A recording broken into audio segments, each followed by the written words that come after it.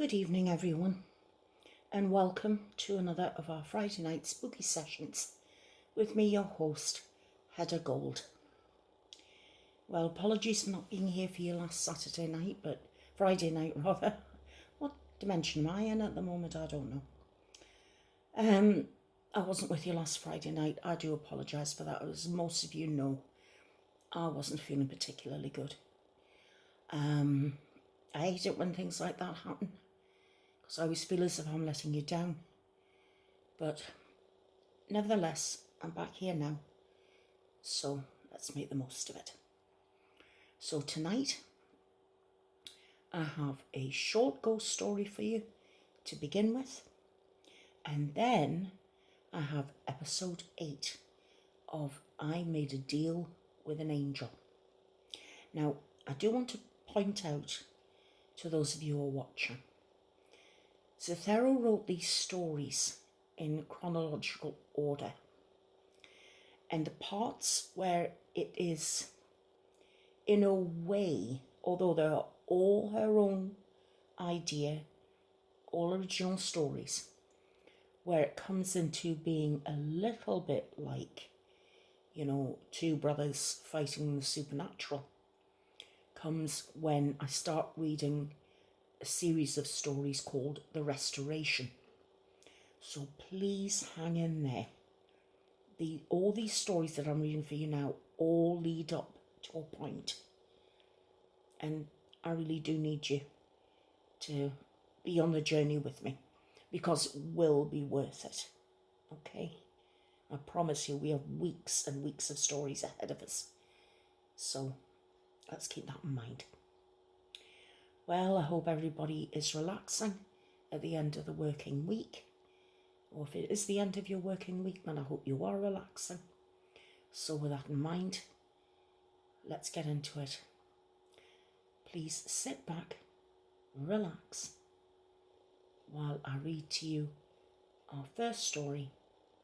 And it's a ghost story called The Airplane Story. And I really do hope that you enjoy it.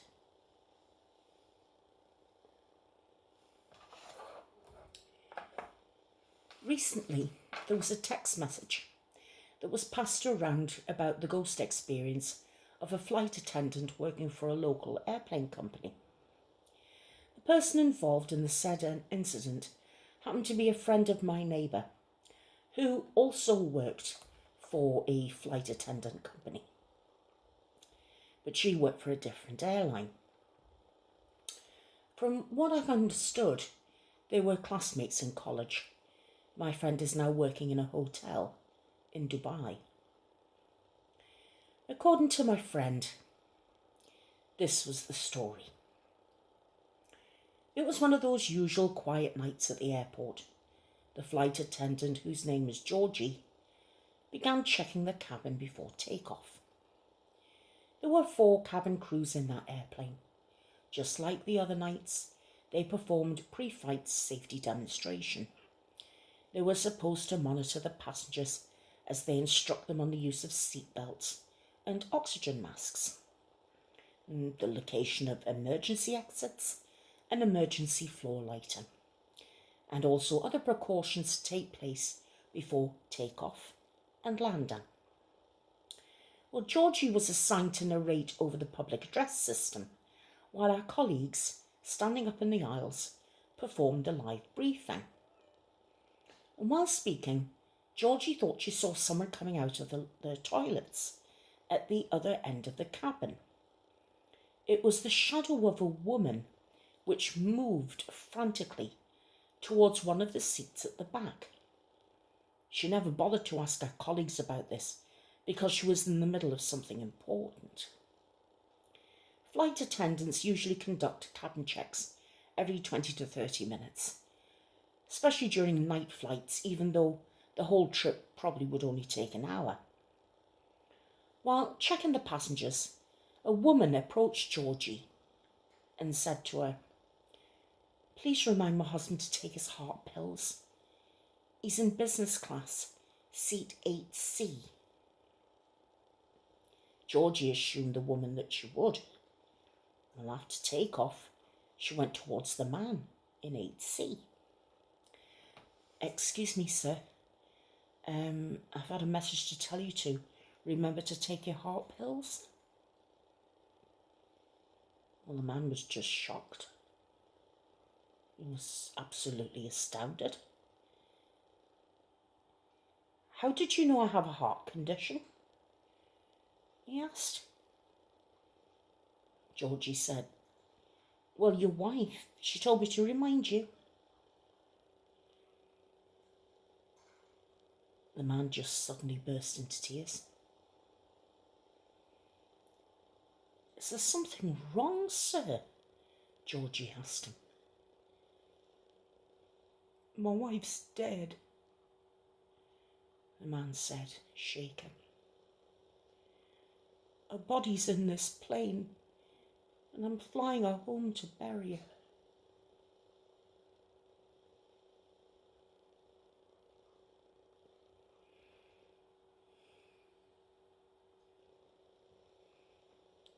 Wow. Were you expecting that?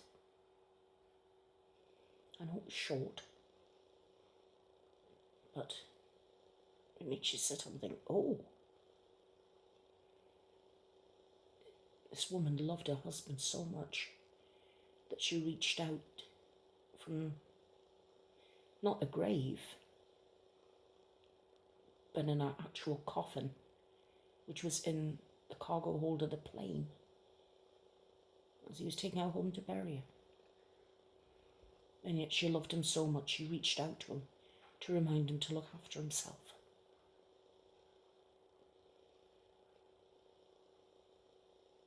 It just shows you there's no end to love. It lasts for eternity. And I think that's a comforting thing to know when you've lost someone that you love. That they love you to eternity and beyond. So that was the end of your little ghost story. Please let me know what you think of it in the comments. Now, we're now going to move on to the meat and potatoes of tonight's gathering. And where we left Sarah was in a rather, well, let's just say it was rather raunchy the last time I was with you. So, anyway, we left her in that position, so to speak. Can't think of a better way to term it this late at night, I'm afraid. So we're now going to continue with Sarah Baker's story as she's a succubus in hell and is hopefully beginning what may well be a love affair with one of the princes of hell, Lord Asmodai, you know, Lord of Wrath. So we'll just have to plough more into the story and see what happens. So we're now to episode 8 of I Made a Deal with an Angel. So, again, right, that is not a deliberate spooky noise made for this time of night, if you can hear that. Again, it's just the cat, or one of the cats going in and out of the rooms. But you know what, boys? Well timed. I bet the next time I want a spooky noise, they don't do it. But that's cats for you. Right, so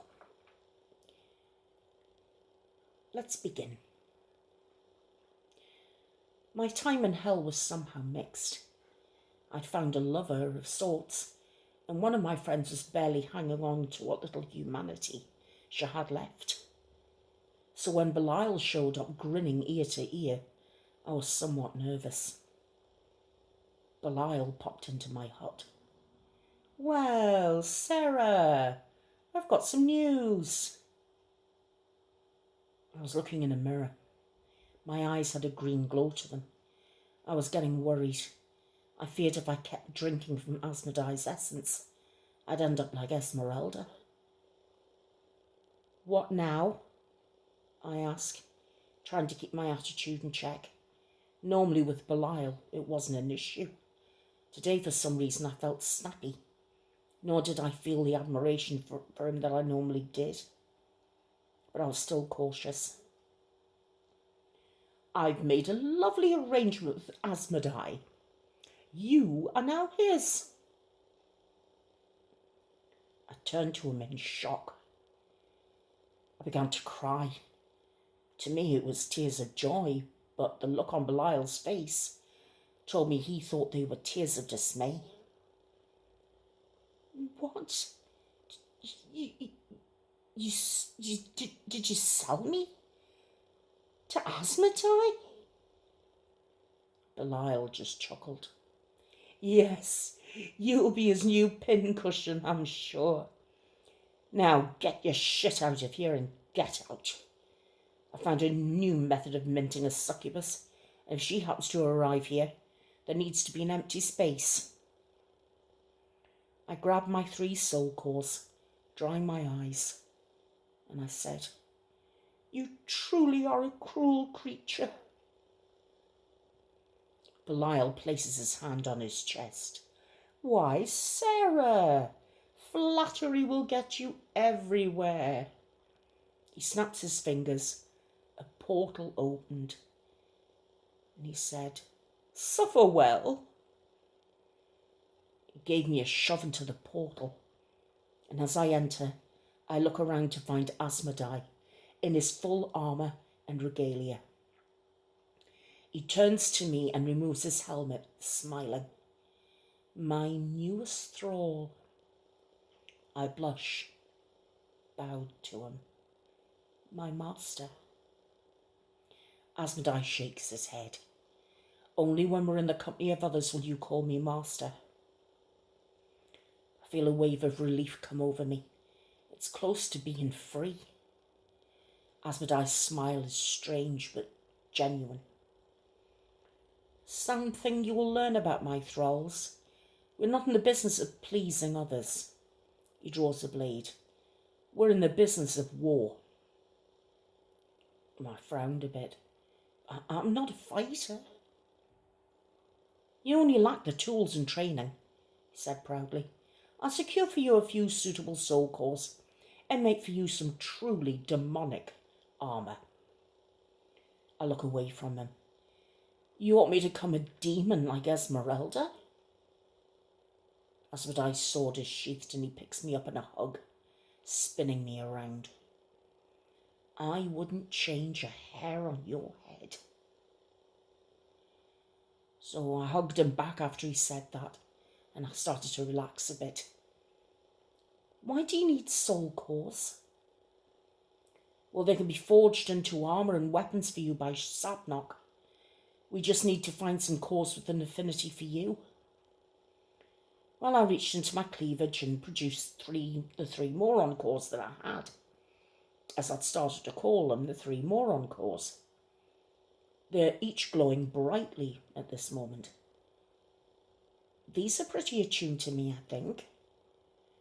Asmodee picked them from my hand, noticing they dimmed in his, and when he handed them back to me, their glow returned. He takes them back from me. A portal opens and he slips the soul cores inside. You're full of surprises, aren't you? Your role will change slightly under my care. Care? Really? I say. Asmodee chuckles and then dons his helmet as he exits the room. I follow him, and the sight is fairly horrific. Thousands of demons of all shapes and sizes are in different formations, some fighting each other, others practicing. Forecast!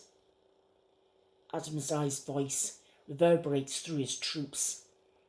All of their training halts and they all look to the top of one of the larger buildings. An angel with white hair, a medium-length build and wings, looks down from a watchtower of sorts. As he lands, I watch light armour shift on his body. He has a sword at his side and on his back, and his eyes are black, mostly like Asmodee's, with a calm white at their centre. My liege, he kneels. The troops are improving by the day. Asmodee speaks in a loud bellow. Excellent to hear, Phorcas. I have a charge for you. He turns to me and says, an experiment of sorts for me. This is Sarah. She's a succulus once owned by Belial. She's now my thrall. Phorcas nods to me. Greetings, Sarah. I am Phorcas, commander of the 290 legions of the infernal armies, your master's right hand, as it were. Asmodee's voice is still in what I'd call its grandstanding tone. You're to train her to fight. Phorcas stands slowly. To fight, my liege? She's not a concubine? Asmodee looks at me from behind his helm. I can only feel his grin when he says, she's not only a concubine. Phorcas nods. Very well. You, girl, come here. He motions to me. Wait, what, right now? Asmodee bellows. Yes, now, wench. I blush, of course. He has to treat me like everyone expects him to. I bow. Yes, my master. Phorcas moves down towards the training grounds. A few demons scoff at us. One in particular, Ubiel, stands in Phorcas's way. Ubiel is a massive red demon with long black horns, heavy hooves, and monstrous wings. Where are you going with our little treat? Phorcas's thumb pushes his sword out of his hilt slightly. Ubiel, back to your training. I'm stronger than you, old man. Ubiel grins. I've not had a woman in some time, and this one looks scrumptious. Phorcas! Asmodee shouts. The second alone causes me to stagger. Stand aside! Phorcas's sword slides back into its hilt, and he steps away from me. Suddenly, Asmodee swoops down in front of me, the ground quaking as he lands. Ubiel, you've grown a spine. How interesting. Ubiel roars at Asmodee, who doesn't even move an inch. I cover my ears from the roar, his foul breath wafting over me. Asmodee's ram head sneezes, and the bull snorts. Are you done? Asmodee asks. Ubiel grounds and pulls out a massive sword from his back. It's almost 10 feet long, a giant sword for a giant demon. He flies straight up into the air. I'll show you my power, master. I shall be the first great demon to smite a fallen. Asmodee doesn't move, the green wisps of his eyes producing twin streams of green smoke rising above his head. Ubiel flaps his wings, a black aura around him, as he dives at Asmodee. The giant sword crashes into Asmodee's head. The impact causes dirt and dust to fly in the air. I scream out, Master! Ubiel's hands are shaking as he drops his blade, the massive thing cracked in half. I'm surprised, Asmodee bellows. Ubiel wrings his hands in pain. I didn't think you had the guts. Asmodee's hands moved over several swords at his hip. What blade shall your comeuppance be handled with?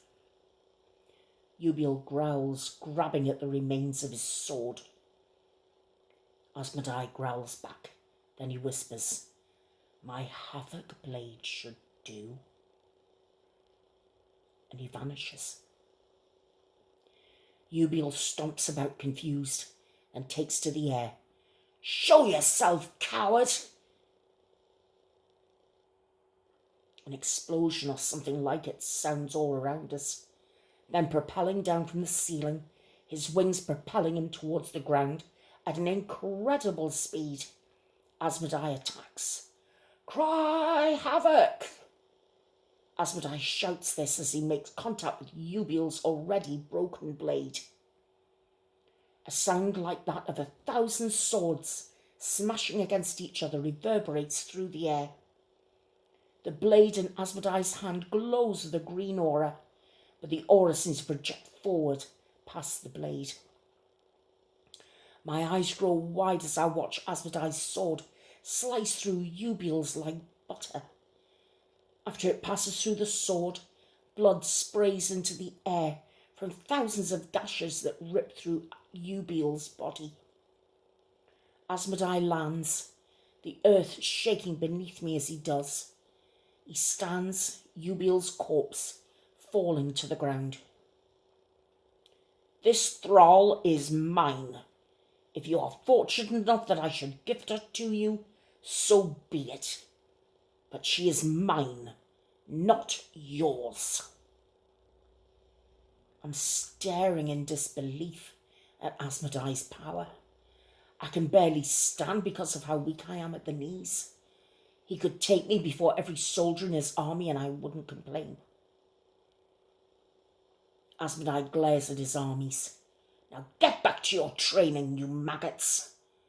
One day you will taste living flesh and feast on the dismembered wings of angels. Now act like it and fight." A shiver runs through me. Through all the love-making and sex, I nearly forgot what a horror Asmodai was. Asmodai sheaths his sword, looking to me. "Now, train with focus." I stagger to my feet. That was a sorry display, Asmodai begins. "I used this trinket I took from a lesser demon who had failed far too many times. I use it to chastise my more disobedient troops when I'm not feeding them to my mount." Focus laughs as he walks back to us. "Where is your mount, my liege?" Asmodai grumbles. "Belial now owns it." Focus seems surprised. "Belial? For what did you trade the twin-headed chimera?" Asmodai glances to me. Focus raised an eyebrow. "Oh, for her." Asmodai walks past us. "Prove not to be a poor investment, wench." He walks back to the main building, closing the door. I frown. It's difficult to tell if he's acting or not. I'm fairly insulted, however, that I was traded over a mode of transportation. A frivolous one at that, since the fallen can fly anywhere if they wanted. Focus snaps his fingers, bringing my attention back to the present. "Come along, girl. I assume I must teach you how to handle yourself in battle. The honoured Lord Asmodai has chosen me, his master-at-arms, to train you." I nod. "I'm very honoured. Thank you." I follow Focus to a more secluded training area, where he forces a heavy chunk of metal that I could barely call a sword into my hands. "Basics first," Focus says to me matter-of-factly. From there, a very brutal training regimen begins. Well, after the first day, I drag myself to the door Asmodai had walked out of, knocking at first and eventually just opening the door. My body aches all over, my arms and legs especially. Focus demanded I learn how to handle the weight of a sword. I didn't even learn how to swing the stupid thing, just going through the motions of holding it while doing various aerobic exercises. "Master," I plead with him, "I need a break." Asmodai is standing near a window in his weapon room, his helmet off, but his armour still on. He turns to me and looks at me over. Seems he was rough with you? Turns away from me. Good. I frowned. Master, we spoke of this. We are alone now, are we not? He boomed, not looking at me. Asmodai, I corrected myself. I'm not a fighter. I know. You're an experiment. I'm a what? Asmodai interrupts me. I need a new mount. It looks ridiculous for the Lord of Wrath to arrive on the battlefield under his own power. He looks to me. Would you like to seek one out with me? I'm still taking in what is basically heartbreak, and it must have shown in my face. Consider it a date of sorts, Asmodai says as he grabs his helm. And afterwards I can give you a gift. As he walks by me, I try to protest before I remember how pointless that would be. I follow him as he exits through another door. Follow me, Sarah. We have a long flight ahead. It will be shorter, of course, on the way back. I groan as he takes flight, my body already exhausted from training, and now a long flight. Flying into the air after him, I do my best to keep up. After what feels like nearly an hour, a fresh horror is before me.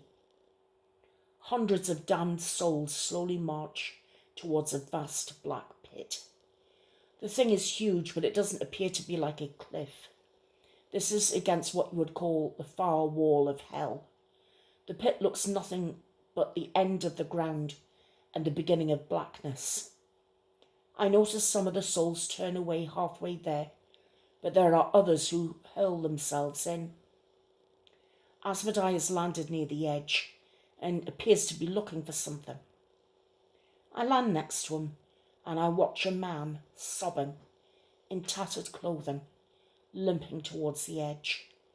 He looks at me with hopeless eyes as he reaches the edge. He hesitates, shaking and sobbing. Asmodai glances at him.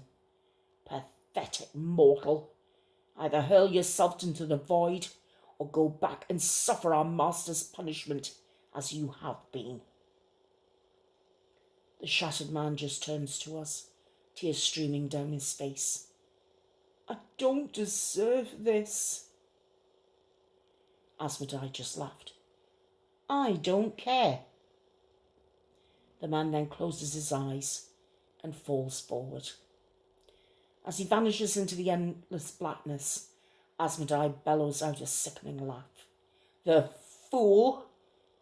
The void is no reprieve, it's a prison. Your senses go blank and all you have is your thoughts. It drives men mad. I wrap my wings around myself as I see a few other souls turn back, walking back to what must be miles, some pleading with others after hearing what Asmodai said. Master, why are we here? I can feel the despair from the damned souls and hear a strange call from the blackness to hurl myself in. Asmodai takes my hand. We're going to get a mount. Without another word, with his hands in mine, we jump in. I scream as we fall, no end in sight as I look up and see any light vanish. I can barely even see Asmodai before I hear his voice. Don't let go. If you do, I may lose you. I grab onto his arm with both hands, and shaking like a leaf. I don't like this. I'd be surprised if you did, Asmodai counters. After a very long way down, we stop. We haven't hit bottom. I can feel us floating. Asmodai must have stopped us somehow. There it is, he says. Before us, slowly coming into view, is a dragon. I'm not talking like a figurative one, no. There is literally a massive beastly dragon, curled up in some kind of fetal position, its wings and claws twitching, a look of pain on its giant face. My eyes adjust to the light Asmodai is casting on the blue dragon, and I see hundreds of people in the same state, each of them floating aimlessly, curled into a fetal position. All look as if they're having a nightmare. I bump into one of them and they merely flinch, floating away from me. The more I see, the less I want to be there. Asmodai holds out his hand, the huge dragon floating towards us. What if it wakes up? I ask him. Asmodai says nothing as we begin to rise up, the dragon in tow. I hang on for dear life as you rise up faster and faster, until finally I can see light again. Well, the red glowing that I call light. Asmodai lets the dragon fall to the ground, just outside of the pit. And as it does, several people run in fear, and some even hurl themselves into the pit faster. I suppress a desire to stop them, but I'm more concerned with the huge beast that is groaning before us. The thing is massive, its head alone the size of a tractor-trailer, though one horn is missing. It growls, and slowly I see its milky eyes opening. A strangely feminine voice echoes from its huge maw. What happened? Greetings. I assume you're a Rex dragon, yes? Asmodai asks plainly. The dragon, or dragoness, lifts her head warily. Who are you? I had a horrific dream. She looked around herself. Oh, by every god, it wasn't a dream. Asmodai smiles. I am Asmodai, Lord of Wrath. The dragoness growls. I was told the void was an option, should I feel I could no longer tolerate your horrific tortures. Well, it still is, said Asmodai. However, I'm sure you've experienced the void for long enough to understand what it truly is. She narrows her milky eyes at us. Yeah, trading you horrible things for my own demons. And how did that exchange work for you? Asmodai asked her. Poorly, she answered. Well, I have an opportunity for you. She turns to us, lowering her head. I'm listening, Fallen. Asmodai grins. He said, I require a mount. For your soul, I will keep you from the void below and keep the other demons from torturing you. In exchange, you will be at my beck and call to ferry me or my troops wherever I desire. So you want my pride and dignity sullied, she huffs. I could always leave you to rot in the void again, Asmodai rebuts. She's silent for a moment. As you wish, Fallen. I'll be your ferry. Asmodai snaps his fingers, and a rather familiar piece of paper appears in front of him. What's your name, dragon? Zaletia, she says, as she scratches something onto the paper with a massive claw. As she does, she suddenly writhes in pain. Her blue scales turn black, and a foul smell comes from her.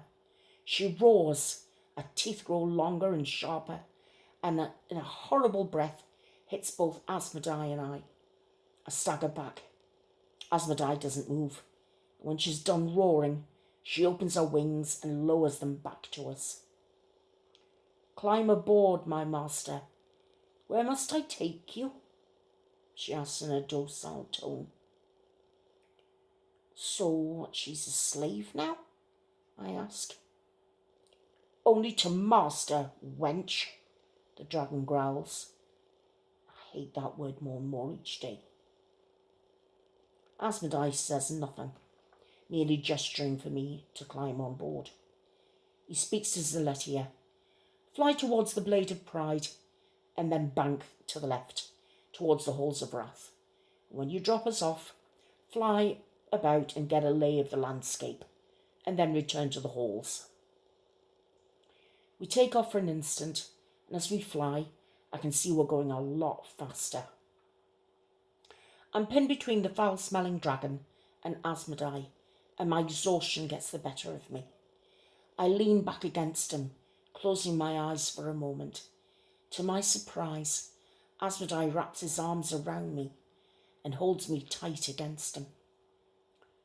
The mixed signals are killing me, but I take what I can get for now. After we land, I spot another fallen angel. He's similar to Focus, but unlike Focus, he wears a black blindfold over his eyes. His clothing isn't armour either, rather a simple set of slacks, a shirt, and a heavy leather apron and leather gloves. His feet are bare, dirty, with long and gnarled toenails. Asmodai walks towards him. Sabnock, I assume you have what I requested? Sabnock snickers and turns to me. Oh, the boys are quite excited with you're here. Yes, yes. His voice is snivelling and grates on my ears like nails on a chalkboard. Your gifts, Sarah. Asmodai grins at me. Firstly, Sabnock begins, holding a black and green ball in his hand. The upper armour. He chucks the little ball into the air and it bursts into black smoke. The smoke swirls around me and then fuses to my skin. It feels strange for a moment, as if someone is groping me all over, but then solidifies. When it's done, I look down, no longer seeing my cleavage exposed, but rather covered in black iron-like chest piece. I turn and my wings are covered in metal as well, though I can flex them still. I look at my shoulders and shriek. Each one has a huge green jewel that looks like an eye. The dark pupils dart inside, back and forth. What the hell? I shouted. Asmodai grins his approval. Fitting, Sabnock. Well done. The lowers, Sabnock begins again. I said, wait, give me a damn minute. But before I can continue, the smoke swirling around my legs and bottom. I gasp as I feel again, as if someone's just groped me all over. I appraise my leg, sticking out my hoof to see it's covered in black metal as well, even covering my hoof itself. It's like I'm wearing shoes over them. I see a similar set of jewels at either hip. The irises are almost pleasing. My tail is also covered, though the spaded tip is now showing a blade on each edge, with the tip itself still exposed, so it's likely that I can still use my poison. Asmodai looks me over and nods. Very good, Sabnock. So do I get a helmet next? I ask, thinking of the 3 cores. Asmodai shakes his head. We've covered up enough of your assets. A helm would hide your eyes and lips. Both are potent weapons for a succubus. Sabnock cackles. Yes, yes. Besides, these were brothers, my lord, and they lusted after this succubus with a passion. Making them into armour was easy. The outlier, however, he was difficult. What weapon does one make for a succubus? Yes, a whip is the normal fare, but not as useful. I frown. Master, I don't know how to. Sabnock snaps a 3rd black orb. The smoke spills out and collects around my hand. Suddenly a sword with a black hilt and a green jewel in the centre appears in my hand. The blade has an ornate blood groove down the length and is about 4 feet long. Okay, that's kind of pretty, I admit. Sabnock snickers. Press the jewel with your thumb. I do so, and the blade suddenly falls apart, or at least it appears to. It breaks into segments, all linked together, now almost twice in length. Asmodee's grin is now vicious. Oh, marvellous. Belial's newest demoness don't know what hit her. I turned to Asmodee, surprised. I said, wait, what? Sabnock smiles now, a smile full of yellow teeth. That sword won't break when solid. It fuses, you see. A flawless transition from chain sword to bastard sword. It will even play to her old strengths. I glare as Asmodee. What do you mean that Belial's newest demoness won't know what hit her? Asmodee smacks me across the face. Do not take that tone with your master, harlot. My eyes closed. I do my best not to scream and shout, remembering we're in public. I am sorry, master. I just don't understand what I need this for. Asmodee smiles. My dear, you are an experiment. Lucifer feels the succubus are useless, and as we prepare for a war on earth and heaven, we need soldiers, not seducers. So I said, I'm an experiment. Asmodee nods. Lucifer purposely transformed the queen of the succubi into a greater demon with his essence. I proposed a different avenue. My heart's starting to break again as he speaks. Imagine a soldier on the field of battle who can entice an enemy with a look, enthrall him with a kiss, and force him to slay his comrades at her desire. Then she can drain him of strength to heal her wounds and continue to fight. And in a week's time, Lucifer and I shall pit our experiments against each other. I hold back tears. I don't understand. In 1 week, Sarah, you will face Esmeralda in battle. Asmodee smiled at me. And then he picked up my chin, looked into my eyes, and said, and you shall win.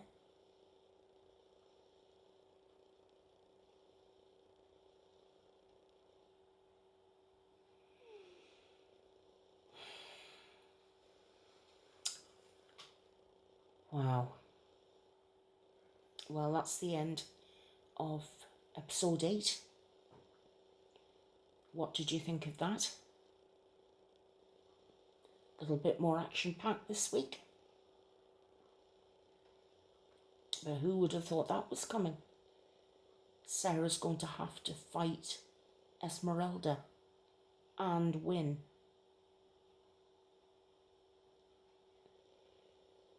How on earth is Sarah going to feel about that? She has an admiration for Esmeralda. Esmeralda's helped her in many ways. And of course now Esmeralda is a fully fledged demoness.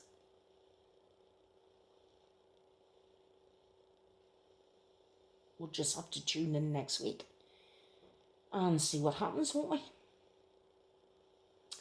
So please let me know what you thought of that in the comments. Were you expecting that ending? I mean, when I first read it, I certainly wasn't. It came as a shock to me. So please just let me know what you thought of that. And also don't forget to let me know what you thought of our first story. Anyway, we're coming up to 3/4 of an hour together. I know it's extended by 15 minutes, but these stories do take at least half an hour to read. And some of you had said that they miss having little ghost stories in. That's why I've tried to combine the two. So I hope that's okay for all of you.